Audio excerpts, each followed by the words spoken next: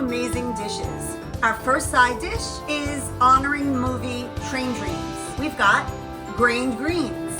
It's farro with charred broccoli and onions with a lemon shallot vinaigrette.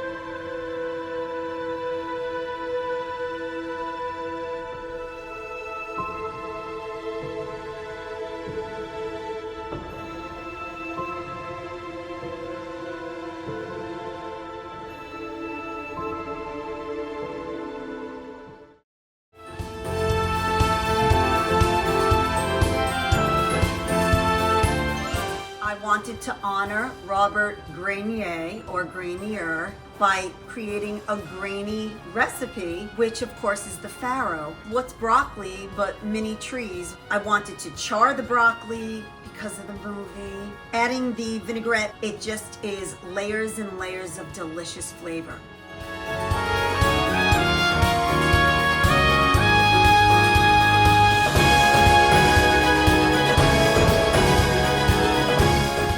KitchAnnette, a little kitchen with a lot of flavor.